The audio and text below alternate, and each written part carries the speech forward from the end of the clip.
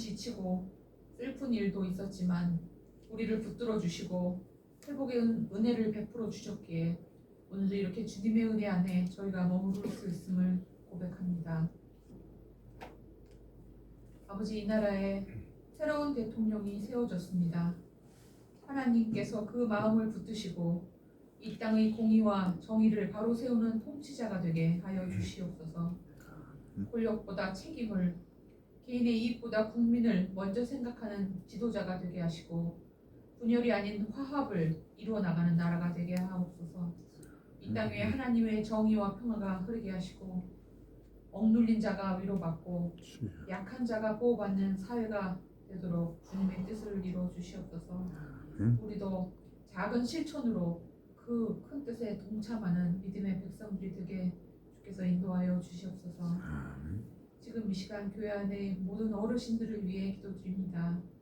연로하신 부사모님, 장로님, 권사님, 성도님들의 건강을 다 지켜주시고 육신의 연약함 가운데서도 믿음으로 강건하게 해주시고 삶의 매 순간마다 하나님 아버지의 평강으로 채워주시옵소서. 오늘 말씀해 주시는 박효성 목사님과 함께 해주시사 저희들 주님의 말씀을 통해 새로운 힘과 소망을 얻게 하여 주시옵소서. 이 모든 말씀 우리 주 예수 그리스도의 이름으로 기도드립니다.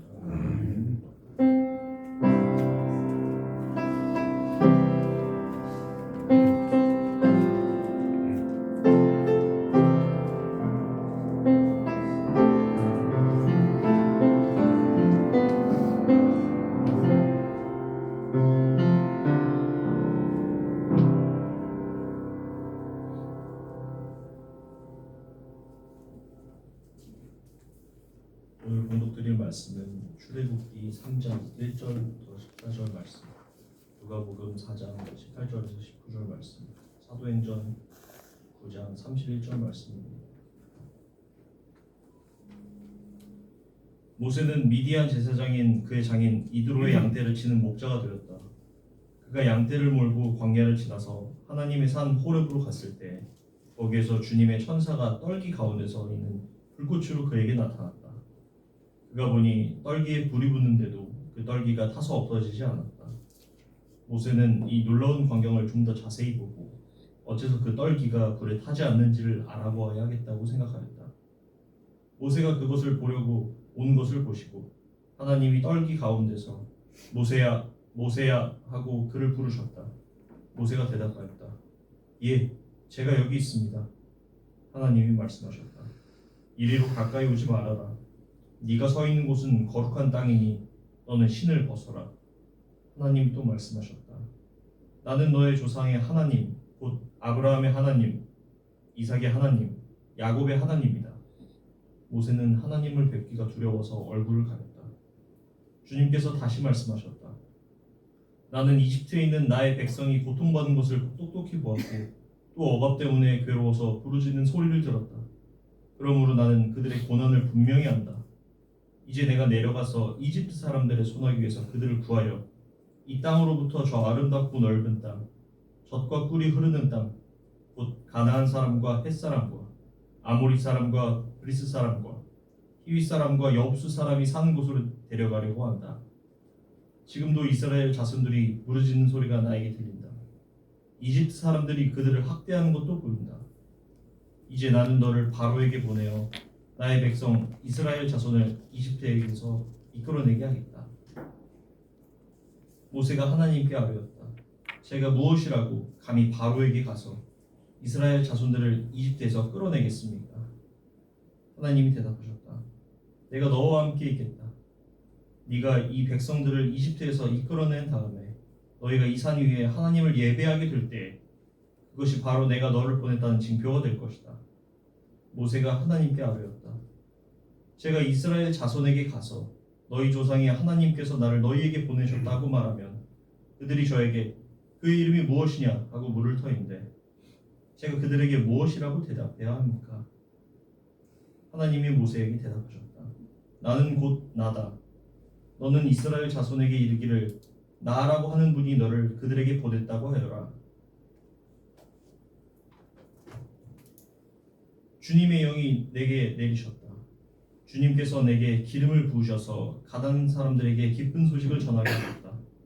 주님께서 나를 보내셔서 포로된 사람들에게 해방을 선포하고 눈먼 사람들에게 눈뜸을 선포하고 억눌린 사람들을 풀어주고 주님의 은혜를 선포하게 하셨다. 그러는 동안에 교회는 유대와 갈릴리와 사마리아 온 지역에 걸쳐서 평화를 누리면서 튼튼히 서갔고 주님을 두려워하는 마음과 성령의 위로로 정진해서 그 수가 점점 늘어갔다. 아멘. 이 말씀 따라 사는 동안 지치지 않게 하시고 이 말씀 따라 사는 동안 주님 나 이루소서. 아멘.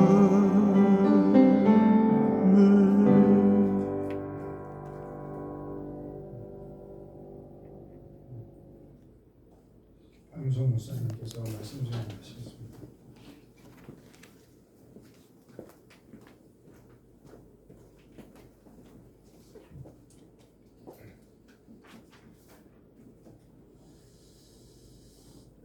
한 주간 평안들 하셨어요? 네.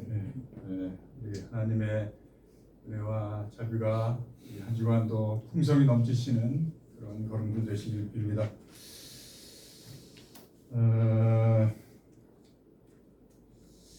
여러분들 신앙생활 어떠세요? 신앙생활이 참 쉽지 않죠. 저 솔직히 고백합니다. 저는 저 신학을 공부하면 공부할수록 신앙생활을 하면 할수록 더 어렵고 모호하고 그렇습니다. 네. 우리 가는 길이 그런 것 같습니다. 이렇게 모호하게 하나님을 뵙고 싶죠.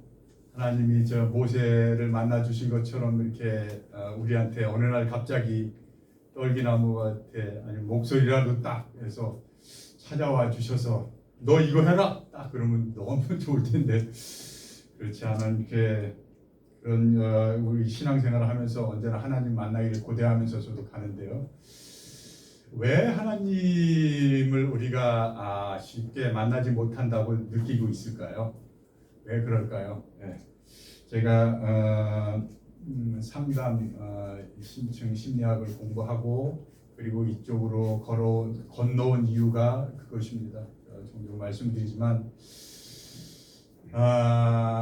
상담학에서 한계를 느끼고 그리고 이제 이쪽으로 올 수밖에 없는 하나님 앞에 두 손 두 발 둘 수밖에 없는 그런 것을 저는 은혜로 받았기 때문에 이 걸음을 걷는데 기쁨으로 걷고 있습니다만 그래서 종종 생각해 보면서 특히 이 모세의 인생 절체절명의 순간에 찾아오신 하나님의 소명 사건 이거는 대단히 큰 우리 인생에 한 번은 겪어야 될 이런 사건인 것이죠. 그래서 우리가 크리스찬으로서 이 길을 가면서 하나님을 고대하지만 근데 하나님이 왜 우리에게 응답도 없으시고 대답도 없으시고 없이 계신 분이신 분인데 그러실까 그런 가운데 저는 상담 심리를 공부해서 그런지 확실히 제가 겪은 것으로 고백을 하자면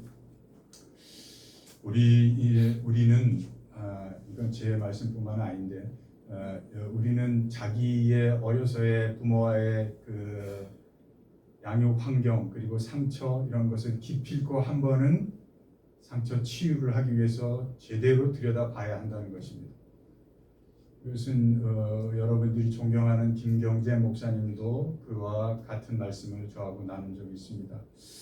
김 목사님께서 외국에서 공부하시면서 칼 구스타프 융이라면 여러분 잘 아시죠? 심층 심리학의 창시자라고 할 수 있는 칼 구스타프 융의 그 전집이 있습니다. 우리 한국 번역이 됐는데 그것을 미국에서 그걸 한 권을 당신이 서점 가서 이렇게 그걸 구입하셔가지고 그게 총 한 18권 정도 될 텐데요. 예. 그것을 이렇게 그것과 그리고 한국에서 우리말로 번역된 전집을 이렇게 어느 날 갑자기 저를 부르셨어요. 저를 부르시더니 이것을 네가 가지고 가야 되겠다는 말씀을 하시면서 그 책을 주셨습니다. 책의 앞에는 몇 년도에 어디서 구입하고 뭐 이렇게 다 이렇게 써 있고 그런데 그렇습니다. 우리가 인생이 우리가 모호하고 인생 자체는 모호하고 불안하지만 우리가 기필코 한 번은 경험하고 짚고 넘어야 될 것은 우리가 어려서 부모하고의 관계 속에서 또 형제하고의 관계 속에서 어떻게 우리가 성장해 왔나를 한 번은 정확하게 가능하면 생존에 계시는 부모가 계시다면 기필코 자주 가서 물어보고 듣고 하면서 자기 어린 시절의 양육 환경을 되새겨 볼 필요가 있습니다. 인간은 아무리 지혜로운 부모의 양육하에 있더라도 상처가 있게 마련이고 그것이 우리 인간의 불완전성인 것이죠. 그래서 우리는 그 작업을 기필코 한 번은 해야 된다 이렇게 생각하고 그게 제대로 안 됐기 때문에 하나님의 음성과 우리가 코드를 맞추지 못하는 거예요. 그게 제대로 안 됐기 때문에 내가 내 자신이 진정한 참 나의 자리를 가 있지 못하는 거 옛사람에 끊임없이 머물러 있는 것입니다. 오늘 제가 이 모세의 소명 사건을 본문으로 선택한 것은 그 이유가 가장 크기 때문에 그렇습니다. 모세가 어려서는 어떤 인물일까요? 모세라는 인물이 여러분도 잘 아시듯이 정말 죽을 수밖에 없는 생명의 핏덩이 아니었어요? 그 핏덩이를 그 요게벳 엄마의 사랑과 미리암 누이의 그 지혜로운 것과 그리고 또 산파들의 그 생명을 애착하는 존귀하게 여기는 그래서 결코 바로왕이 무조건 사내아이 죽이라고 해도 결코 그럴 수 없다고 하고 살려낸 그래서 나일 강가에 이렇게 싸서 띄우는 그 생명이 그래서 모세의 이름 자체가 그 뜻이 물에서 건져냈다 이런 것 아닙니까? 그래서 모세가 40년을 우리가 바깥에서 보면 너무나 잘 살았지 않았어요? 잘 양육받지 않았습니까? 왕자로서 바로의 그 왕자로서 40년을 양육을 받았단 말이에요. 그 궁전에서 얼마나 고등 학문과 좋은 예의 범절과 또 세상을 다루는 그런 것을 배웠지 않았겠습니까? 얼마나 귀한 환경 속에서 자랐겠어요. 그런데 여러분 그게 그 모세한테 완벽했을까요? 그렇지 않다는 거예요. 성경은 하나님은 그렇게 보지 않는다는 거예요. 인간은 누구나 어떤 환경에서 자라도 기필코 그 안에서 우리의 불완전성 때문에 아무리 사랑이 충만한 부모 밑이라도 상처가 있다는 것입니다. 상처가 없더라도 자기의 과거에 지내온 양육 환경을 제대로 정직하게 한번 대면해 봐야 된다는 거예요. 그렇게 40년을 보낸 모세가 어느 날 갑자기 근데 엄마 요게벳도 물론 엄마 요게벳의 품에서도 컸지만 엄마 요게벳이 대놓고 그렇게 보는 눈이 많은데 대놓고 내 아들 하면서 키웠겠어요? 부모로 키웠을 거 아니에요. 예.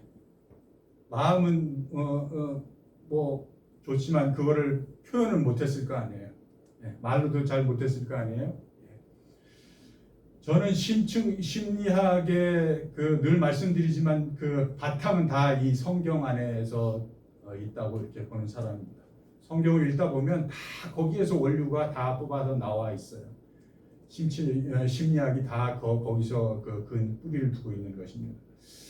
그래서 최근에 그 애착 이론이라고 들어보셨을 거예요. 많이 들어보셨을 거예요.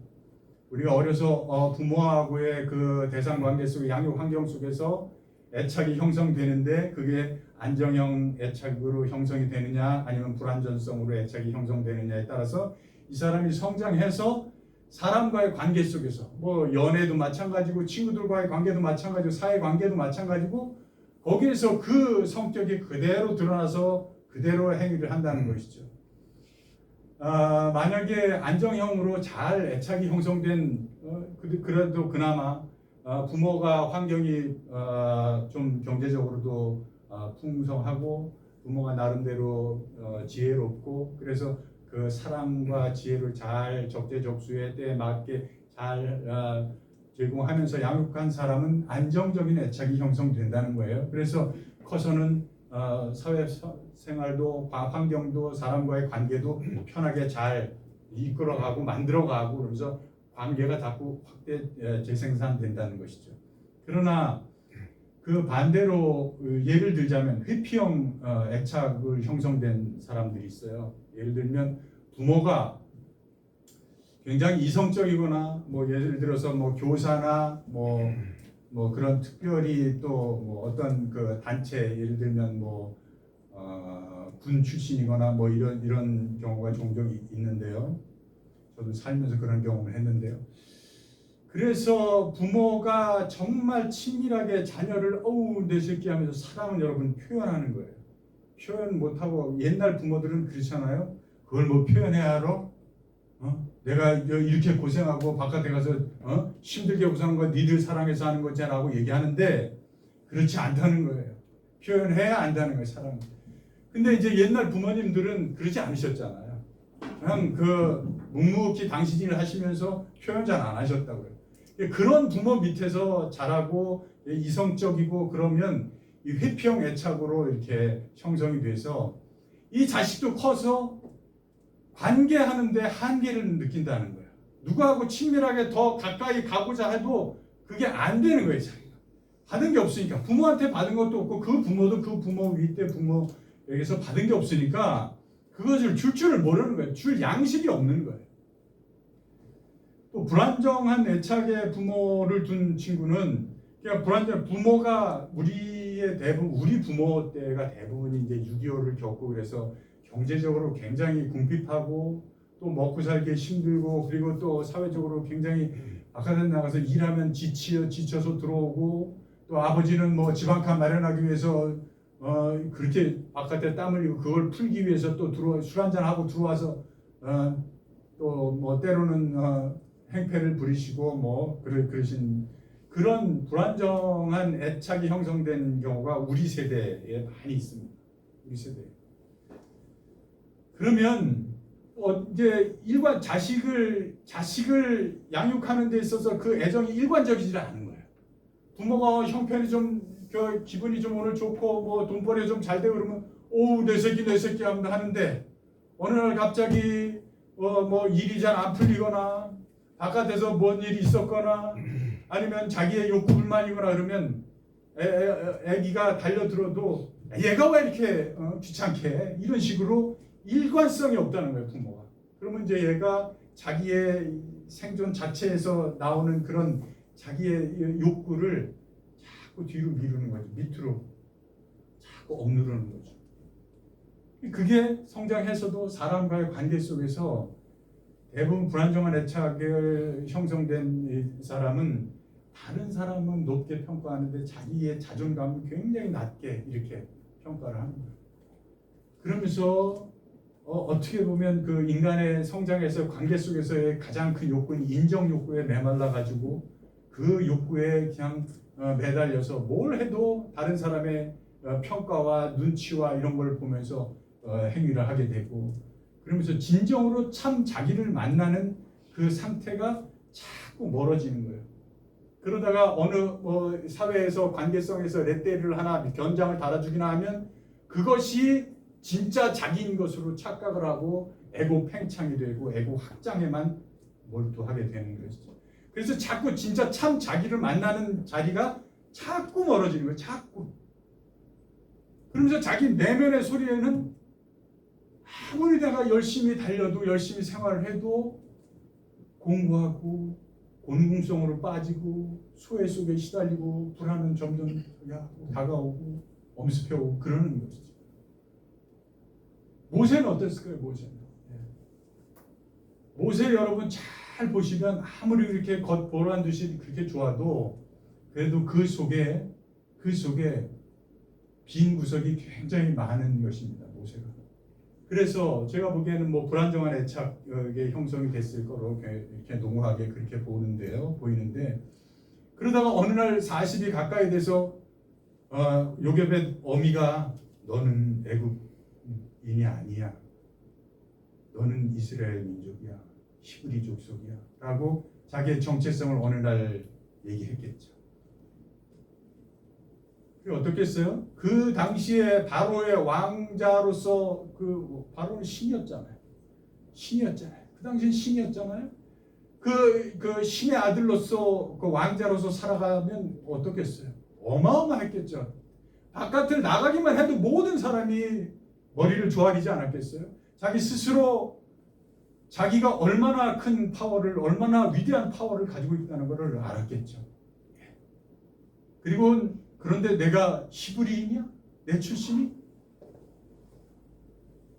뭐 처음에는 혼란스러웠겠죠. 그래 어느 날 저작거리에 나가니까 애굽인이 히브리인을 너무 혹독하게 폭력을 쓰면서 몰아붙이고 하는 걸 보네요. 너무 노역을 시키네요. 딱 보니까 정의감이 속에서 불타오르는 거예요. 정의감. 그래서 히브리인을 쳐 죽이잖아요. 네. 자기는 자기 간에는 정의를 실행한다고 했겠죠. 자기는 정의롭다고 생각했겠죠. 그리고 다음날 또 나가니까 이제는 다음날은 히브리인들끼리 다투고 있는 거예요. 그래서 그 잘못된 사람을 가지고 왜 그러냐고 그러면서 나무라면서 뭐라 그러니까 그 사람이 뭐라 그래요? 누가 당신을 우리의 지도자로 우리의 심판관으로 삼았냐? 어제는 애굽인을 죽이더니 오늘은 우리를 죽이려고 그러느냐고 비수를 꽂잖아요. 비수를 꽂잖아요. 그 길로 모세는 위대한 광야로 성경에는 도망갔다고 얘기가 나오는데요. 저는 들어갔다고 얘기를 하고 싶어요. 들어갔다는 단어를 쓰고 싶습니다. 그 인생은 이렇게 40이라는 숫자, 4라는 숫자로 우리가 인생을 치열하게 인생이 자기가 하나님께서 주어진 그 생명을 가지고 아무리 치열하게 살아도 하나님의 자리를 모르면 그러면 자기가 그 자리를 뺏고서 살게 되는 인생을 겪게 되는 것입니다. 그것이 옛자의 페르조나를 쓰고 거기서 사는 것이죠. 그것을 처절하게 깨닫고 다시 돌아보고 하는 것이 모세가 미디안 광야 40년 세월인 거예요. 왕자로 살다가 광야에 그 척박한 광야에 가서 양치기로 40년을 보낸 거예요. 40년 양치기로 40년을 생각해 보세요. 어떻겠습니까? 그 심정이.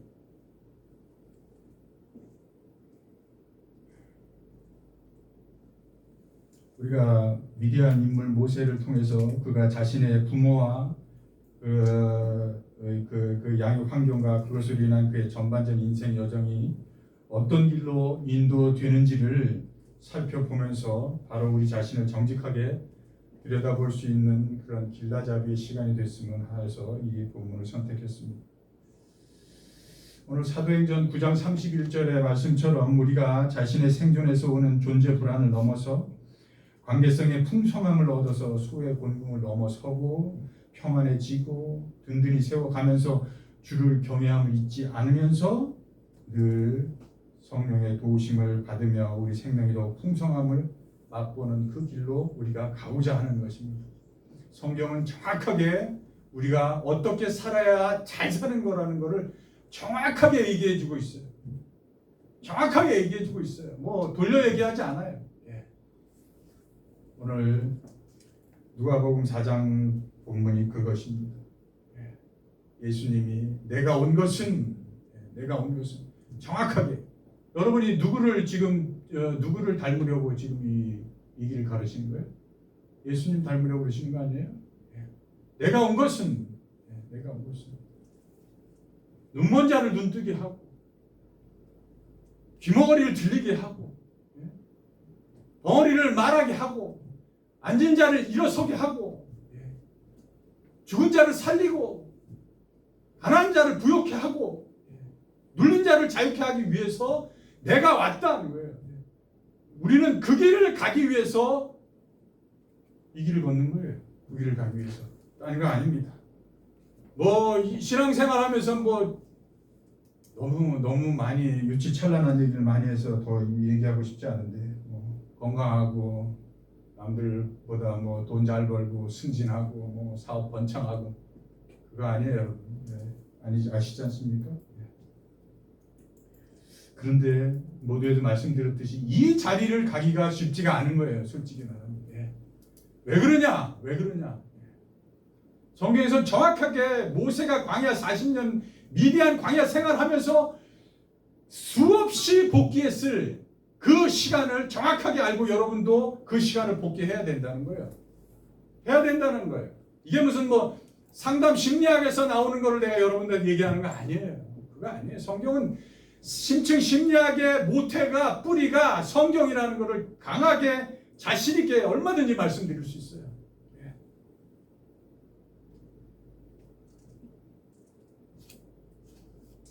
전제가 그러는 것이라는 것입니다.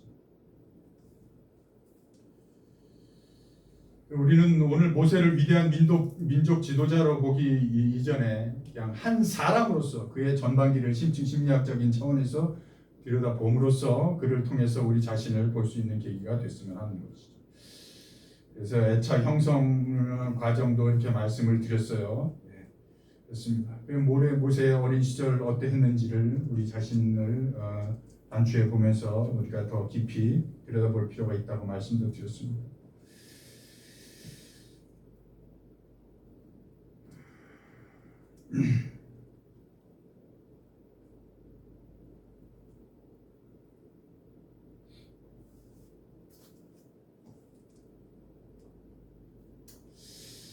이거는 그 척박한 광야에서 이제 양을 치면서 40년을 보내면서 복귀를 한다고 말씀드렸는데요. 그 40년 광야 생활에서 왕자의 신분에서 양치는 자로 급전직한 신분으로서의 40년을 보내면서 모세는 중점적으로 자신의 생명은 원래 죽은 목숨이나 진비 없었다는 피덩이였었다는 그것을 다시 한번 복귀했을 거예요. 그래서 자기가 비로소 얼마나 지금 비로소 이 사막에 지금에서 홀로 양치기로 처해 있는 그런 생명이지만 그럼에도 불구하고 이 생명조차가 자기가 얼마나 축복받고 은혜 받은 귀한 선물인지를 새록새록 느꼈을 것이라는 것입니다. 말씀드렸듯이 요게벳의 사랑과 상파들의 용기와 누이 미리암의 슬기로 그래서 건져져 낸 그런 생명이라는 거예요. 그리고 그 와중에 침모의 젖을 먹으면서 자란 거 아니겠습니까? 하나님은 그렇게 우리가 여러분들이 광야 생활을 걷더라도 머리끝 하나까지도 머리털 하나까지도 세심바 되는 그런 분으로 여러분들을 보호하신다는 것이죠. 두 번째는 비로소 자신의 민족의 정체성을 깨닫고 정의감에 불탔으나 참된 하나님의 미션은 정의감만으로는 되지 않는다는 거예요. 자기의 옛사람이 시퍼렇게 살아있는 상태에서는 그 정의감이 자기 의에 먹혀버린다는 겁니다. 우리 그런 일 많이 봐요. 정의롭게 뭘 한다고 바깥으로는 내세우는데 그게 자기 의에 지나지 않는다는 것을 우리는 많이 보죠. 그래서 은혜가 되지 않는 것이죠. 그런 것들을 철저하게 깨달았겠죠. 자기 상처를 잃었듯 정확히 복귀해 보면서 자기를 새롭게 만나고 자신을 세우는 과정에서 비로소 타인의 삶의 무게와 고통과 아픔을 볼 수 있는 눈이 비로소 열리는 거예요. 그 전에 다른 사람의 고통과 아픔을 본다, 살핀다. 솔직히 말씀드리면 그거는 액션에 지나지 않으면서 다 기만인 것이죠. 왜냐하면 진정으로 그게 느껴지지 않아요. 그 사람의 언더스탠드 그 밑에 그 사람의 그 밑자락에 가서 볼 수 있는 눈이 내가 내 자신의 고난, 내 자신의 공고함, 내 자신의 소외, 내 자신의 불안을, 내 자신의 상처를 겪어서 나를 제대로 보지 않는다면은 다른 사람을 결코 제대로 볼 수가 없어요. 그 눈이 열리질 않아요. 하나님 그게 순서예요. 그렇게 말씀하시고 그렇게 우리에게 인도하시는 거예요. 진정으로 사람을 보는 눈이 비로소 그때 열리는 것이죠. 이것이 상처 입은 치유자라는 거예요. 운디드 힐러라고 하죠. 상처 입은 치유자. 크리스찬들은 어떻게 보면요, 정직하게 제대로 된 크리스찬은 다 상처 입은 치유자입니다.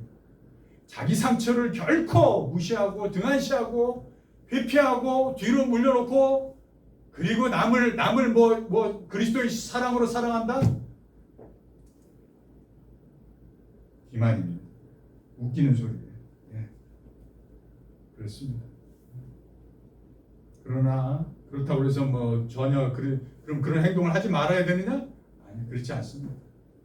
하나님 안에서, 그리스도 안에서 하나님의 말씀에 그 순종을 하면서 또 손을 펼쳐 보는 것이죠.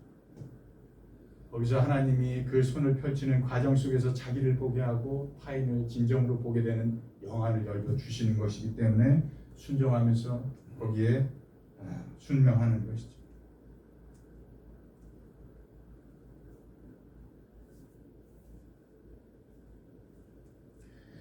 모세는 그래서 마침내 깨달았을 것입니다. 자아가 깨져 산산조각이 나지 않은 상태에서 자기에게 우리가 너를 우리의 심판관으로 세우지도 않았는데 내가 뭔데 우리에게 나서서 시시비비를 가리느냐고, 그런 말들이 과거의 옛사람이 지워지지 않은 상태에서 자기 의에 빠져서 정의감으로 했기 때문에 그런 말들이 빗으로 들어오는 거예요. 우리가 다 그 한계에 다 있죠. 그런데 모세가 광야 40년에서 그 세월에 자기 속을 복귀하면서 모세가 깨달은 것은 그것이 상처로 빗으로 꽂히지 않을 수 있는 자리가 어떤 자리인지를 깨닫는 것이죠. 예. 그 자리는 나를 완전히 자기를 버리고 옛사람을 완전히 지우고 하나님의 뜻을 온전히 품고 임했다면 결코 그 상처받을 일이 아니며 그들을 품었으리라는 것을 모세는 비로소 깨닫는 것이죠. 네. 그러면 어떻게 돼요? 그렇게 깨닫게 되면 비로소 우리 안에 하나님의 음성을 들을 수 있는, 하나님의 그 헤세드, 하나님의 사랑과 자비를 들을 수 있는 수용체가, 그걸 받아 먹을 수 있는 수용체가 우리 안에 생기게 되는 거예요. 예. 그렇습니다. 그때서야 비로소 하나님이 1년생 관목에 지나지 않는 떨기나무에 꺼지지 않는 불로 여러분들을 찾아오시는 것이죠. 하나님 찾아오십니다. 그리고는 미션을 주시죠. 우리에게. 그때서야 미션을 주시는 것입니다. 근데 여러분, 참 이 길이 힘들다는 것은 그럼에도 불구하고 거기까지 여러분들이 갔어도 그럼에도 불구하고 그 후로도 오랫동안 모세는 사실 받은 사명을 감당하기를 꽤 두려워해요. 여러분들이 이 출애굽기를 모세 사건을 읽어보셔서 아시겠지만 모세는 끊임없이 자기 자신이 자기 앞에 있는 인생을 책임지기를 두려워해요. 자기가 하나님이 주시는 사명을 감당하기를 두려워해요. 끊임없이 밀어내는 작업을 해요. 그럼에도 불구하고 그게 우리의 자리인 것을 또한 인정해야 됩니다. 모세가 11절에 또 이렇게 얘기하잖아요. 제가 대체 무엇이라고 바로에게 가서 이 백성을 인도해냅니까 하나님? 제가 대체 무엇이라고? 외적으로 생각하면 자기가 왕자였잖아요. 예. 그럼에도 불구하고 모세는 자아상이 굉장히 바닥이 난 상태에 있는 거예요. 제가 무엇이건데 제가 바로에게 가서 이스라엘 백성을 이쪽으로 끌어냅니까 하나님? 그렇게 우리는 우리 안에 힘이 없어요. 여러분 혼자서 이 길을 가려고 하면 여러분 안에서 힘을 내서 가려고 그게 하나님의 자리를 뺏는 거예요. 하나님이 성경에 무한히 많이 끊임없이 말씀하시는 말씀을 하시죠. 여기서 모세야, 내가 너와 함께한다. 내가 너와 함께한다.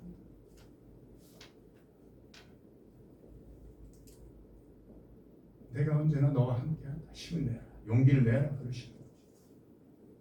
13절에 모세가 또 두 번째로 감당하기 어렵다고 하나님께 얘기해요.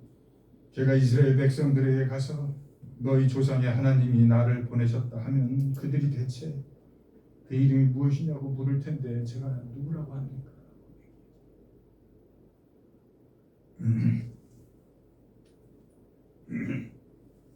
여기서 여러분들이 잘 아시는 나는 스스로 있는 자다라고 말씀하시죠.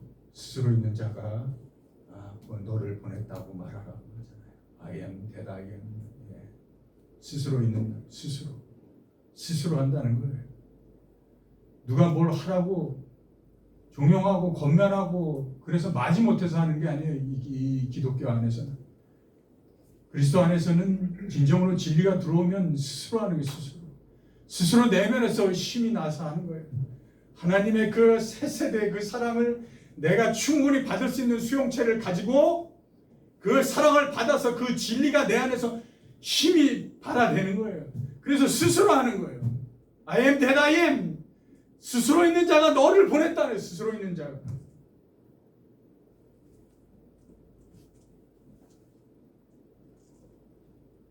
그런데도 모세는 또 한 번 하나님께 두려워해서 말을 합니다.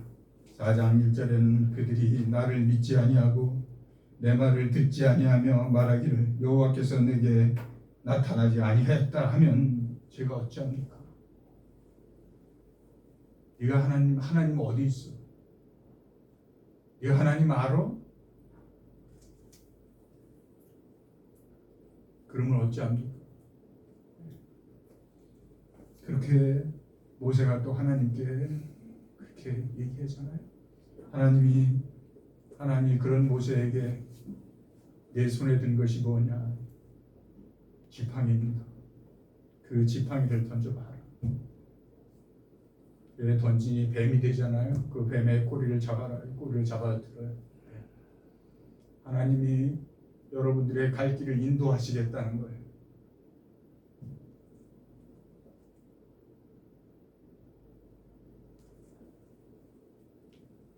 저도 참 속상하고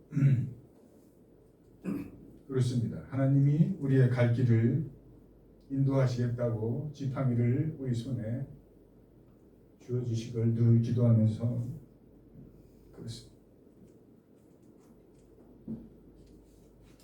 10절에 4장 10절에 또 모세가 또 하나님께 얘기해 주여 저는 본래 말에 능치 못하죠. 입이 뻣뻣하고 혀가 둔하고